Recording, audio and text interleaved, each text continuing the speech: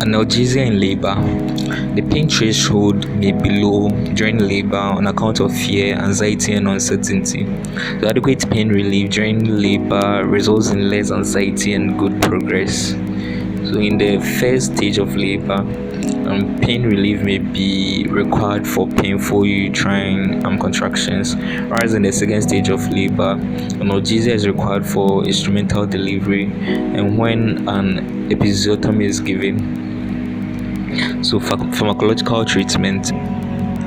During the first stage of labor, as parenteral, give morphine IV 2.5 to 5 milligrams 4 hourly as required, and metoclopramide IV 5 to 10 milligrams 8 hourly as required for vomiting, or pethidine hydrochloride IM 50 to 100 milligrams that and repeated as required 3 to 4 hours later, the maximum of 400 milligrams in 24 hours, or promethazine IV or IM 25 milligrams as required, the maximum of 25 milligrams 6 hourly as required to reduce the chances of vomiting and also to potentiate the analgesic effect of pethidine. Given IM, the maximum analgesic effect of pethidine is obtained after 45 minutes and lasts for 3 to 4 hours. It is therefore best not to give it when delivery is anticipated within 4 hours. That is up to 6 to 7 centimeters dilatation. If the baby is born within 6 hours of pethidine administration, it may have respiratory depression requiring narcotic antagonists such as naloxone IM 100 micrograms per kilogram stat.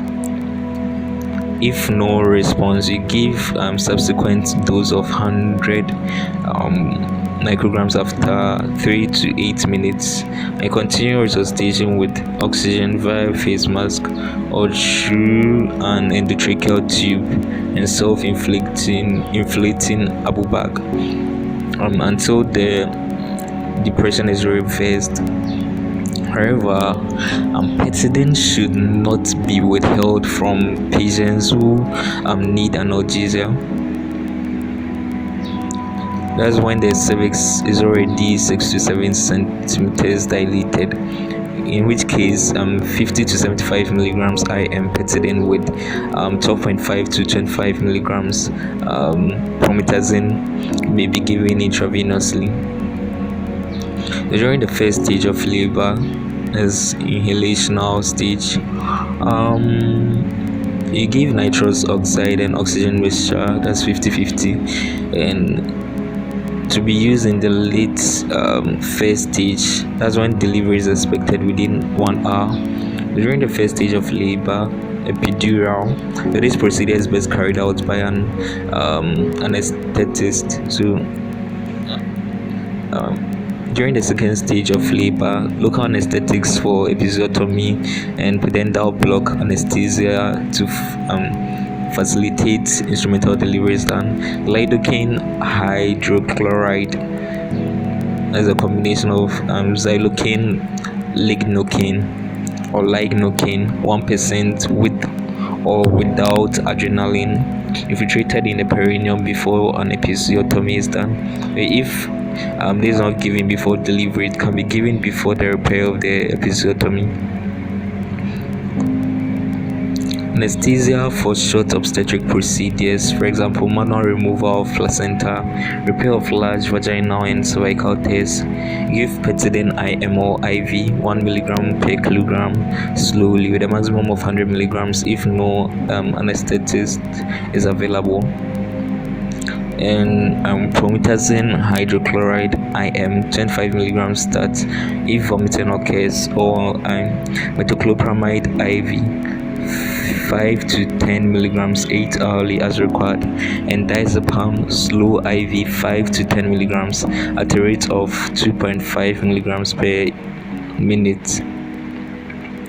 So you monitor respiratory rate closely and you stop diazepam if respiratory rate is less than 10 breaths per minute, and do not mix the two drugs in the same syringe.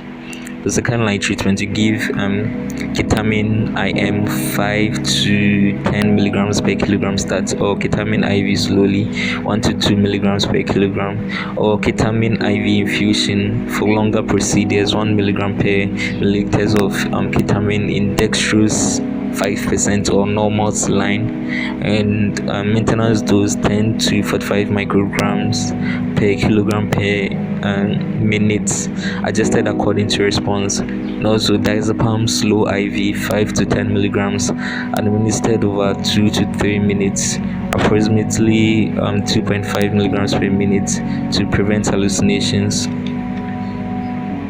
Pre-medication before ketamine administration, give atropine IM 600 micrograms start, and oxygen biphase max 6 to 8 liters per minute. The ketamine is contraindicated in patients with high blood pressure, as hypertension and heart disease.